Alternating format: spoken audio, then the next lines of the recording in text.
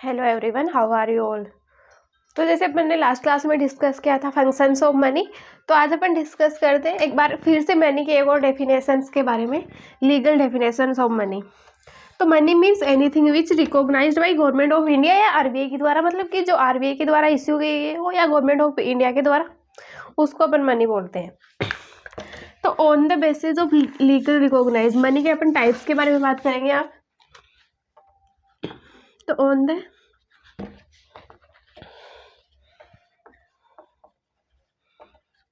Basis of legal recognise,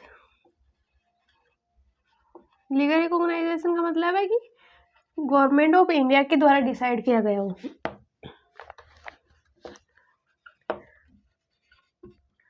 there are two types of currency, currency या money.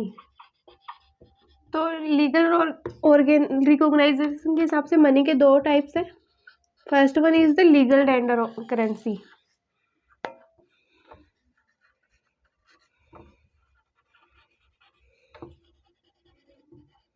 Second one is the non legal tender currency.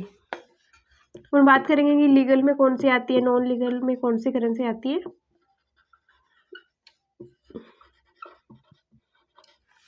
इसमें भी दो type होते हैं। First one is the limited currency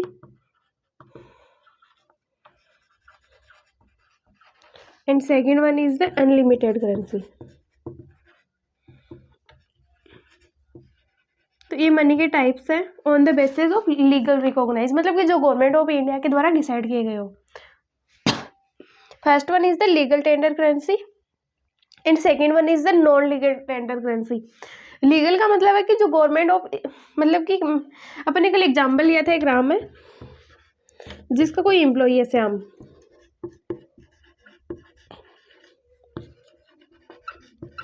तो government of India के द्वारा decide किया गया अगर राम उसको कैश में पेमेंट कर रहा है तो उसके पास उसका लीगल, मतलब कि उस श्याम मना नहीं कर सकता कि मैं ये पैसे नहीं ले सकता, मुझे बैंक में चाहिए, मुझे चेक चाहिए, तो ऐसा वो नहीं कर सकता।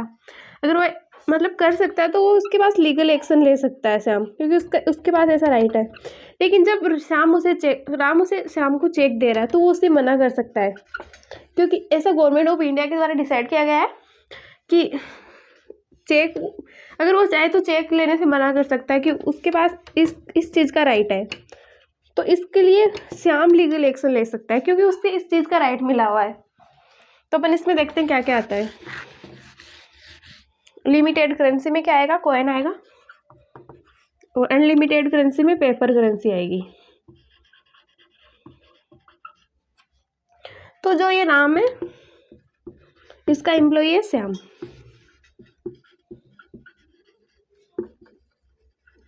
तो इसको इसे 50,000 रुपये देने, 50,000।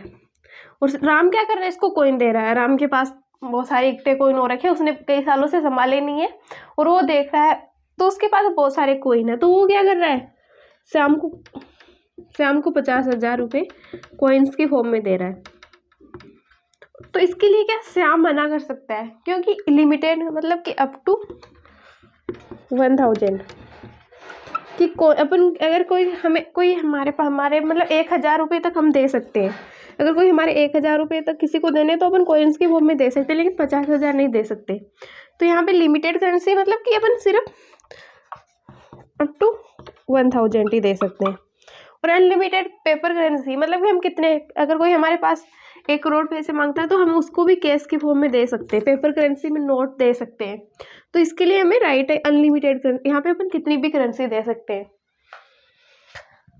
और नॉन लीगल टेंडर में इसमें क्या क्या आएगा,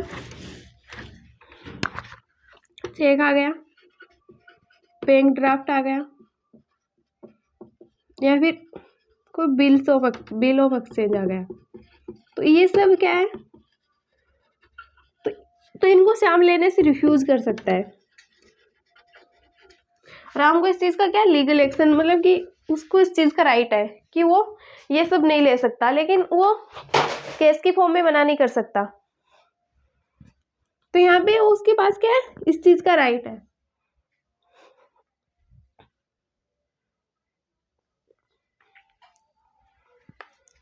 तो यहाँ पे क्या होता है, अपन नॉन लीगल टेंडर करेंसी में बात कर रहे हैं।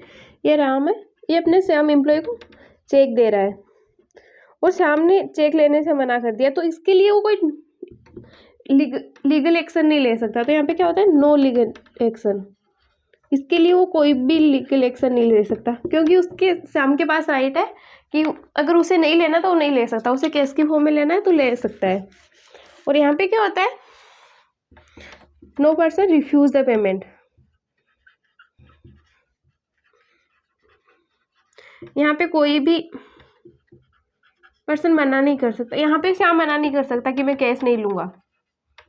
अगर उसे बैंक में लेने तो फिर भी अगर राम देना चाहता है श्याम को केस में, अगर उसके पास राम के पास बैंक ऑप्शन नहीं है, उसके पास चेक वगैरह नहीं है, तो श्याम रिफ्यूज नहीं कर सकता। अगर वो ऐसा करता है तो राम उसके लिए लीगल एक्शन ले सकता है, क्योंकि उसका उस चीज़ को राइट है। और यहाँ पे क्या होता है, अगर कोई अप टू 1000 देता है तो वो इसके लिए रिफ्यूज कर सकता है। और इसके लिए भी यहाँ पे फिर राम उसके लिए कोई लीगल एक्शन नहीं ले सकता, क्योंकि यहाँ पे श्याम को राइट है कि वो 1000 रुपये तक तो कोई ले सकता है, लेकिन अगर उसके 50,000 पैसे तो यहाँ पे वो नहीं ले सकता। तो ये हमारे दो टाइप्स की मनी हो गई। First one is the legal tender currency and second one is the non legal tender. इसमें क्या आती है, लिमिटेड एंड अनलिमिटेड करेंसी।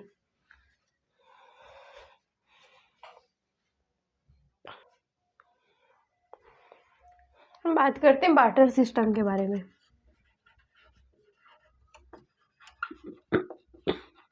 जैसे मैंने कल एग्जांपल बताया, ये हमारा राम है और ये श्याम है। राम क्या एक फार्मर है और श्याम भी क्या एक फार्मर है।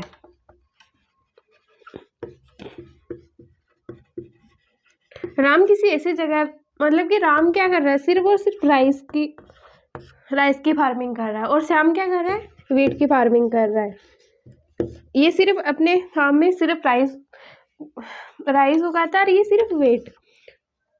तो राम को क्या है, किस चीज़ की नीड है, वीट की नीड है, और श्याम को क्या है, राइस की नीड है। तो राम क्या करेगा, श्याम से राइस ले लेगा, राम क्या करेगा, श्याम से वीट ले लेगा, और इसके बदले में श्याम क्या करेगा, राम से राइस ले लेगा। तो यहाँ पे क्या हो रहा है, एक्सचेंज ऑफ कमोडिटी। कल हमने पढ़ा था मनी क्या है, मीडियम ऑफ एक्सचेंज। यहाँ पे क्या हो रहा है, एक्सचेंज ऑफ कमोडिटी। यहाँ पे कोई मनी का कोई रोल नहीं है, यहाँ पे सिर्फ कमोडिटी एक्सचेंज हो रही है। यहाँ पे राइस के बदले में वीट लिए जा रहे हैं, तो यहाँ पे मनी का कोई रोल नहीं है। तो फिर इसको क्या बोलेंगे, बार्टर सिस्टम, जहाँ पे क्या मतलब मनी नहीं आती है, यहाँ पे सिर्फ और कमोडिटी के बीच में एक्सचेंज होता है। तो इसकी डेफिनेशन क्या हो गई, अपन इसकी डेफिनेशन लिखते हैं।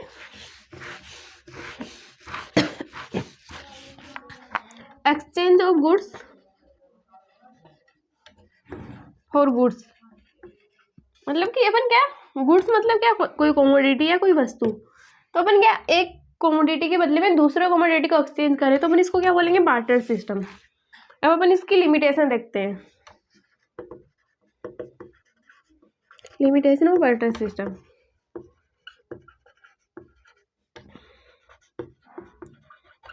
हमारी कंट्री में पहले मनी का सिस्टम नहीं चलता था, बहुत पहले। तो उस टाइम पे क्या होता था, बार्टर सिस्टम में होता। तो यहाँ पे क्या होता है, lack of double coincidence of funds.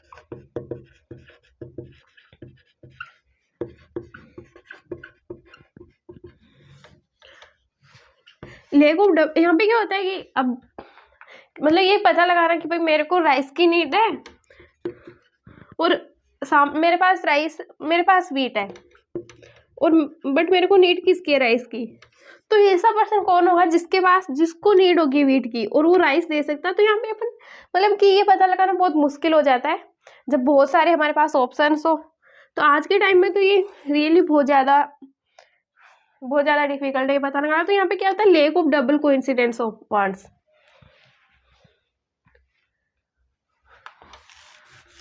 Second one is the lack of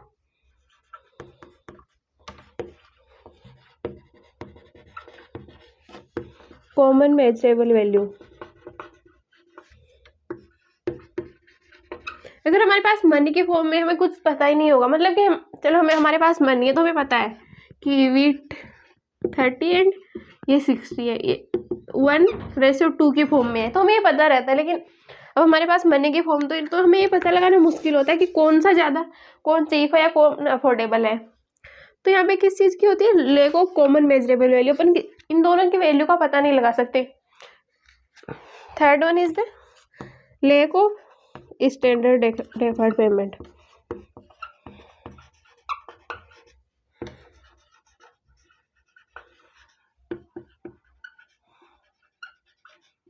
जो यहाँ पे इसके लिमिटेशन है वही मनी के क्या फीचर्स है।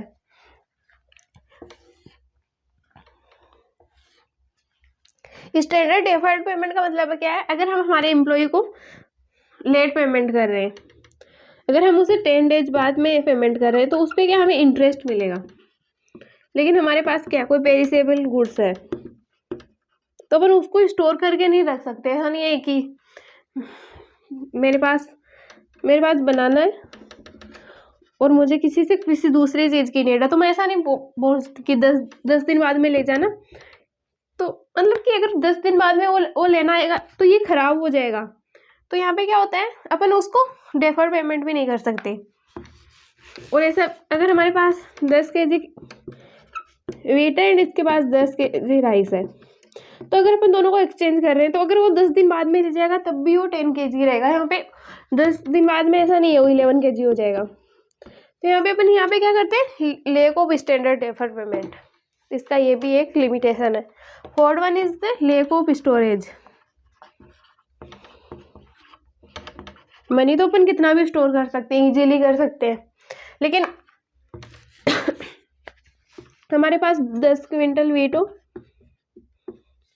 तो अपन इनको स्टोर करना थोड़ा मुश्किल हो जाता है, क्योंकि इसके लिए बहुत सारी जगह भी चाहिएगी, उनका प्रॉपर ध्यान भी रखना होगा, ये खराब वगैरह नहीं हो जाए। तो यहाँ पे क्या होता है, लेक ऑफ स्टोरेज भी होता है।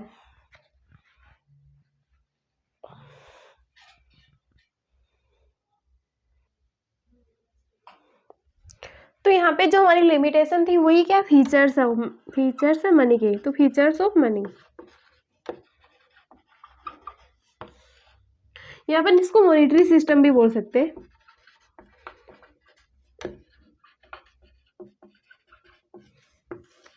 मतलब कि मेरे को वीट चाहिए, ये राम है, राम को वीट चाहिए श्याम से, तो ये इसको क्या मनी पैसे देके मतलब इसे बाई कर रहा है, तो अपन इसको क्या बोलेंगे, मॉनिटरी सिस्टम या फिर मॉनिटरी एक्सचेंज। यहाँ पे एक्सचेंज किसका हो रहा है, गुड्स का और मनी का, तो अपन इसको बोलेंगे मॉनिटरी सिस्टम या मॉनिटरी एक्सचेंज। तो अपन देखते हैं इसके फीचर्स क्या क्या है। मीडियम ऑफ एक्सचेंज, ये क्या है, मीडियम ऑफ द एक्सचेंज है। सेकेंड वन क्या है, यहाँ पे इसमें क्या होता है, अपन स्टैंडर्ड डेफर्ड पेमेंट कर सकते हैं।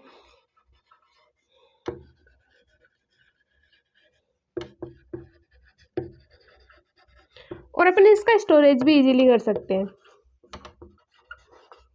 क्योंकि मनी के लिए ज़्यादा कुछ जगह नहीं चाहिएगी, तो अपन इसका स्टोरेज भी इजीली कर सकते हैं। और ये क्या है, कॉमन मेजरेबल वैल्यू भी है।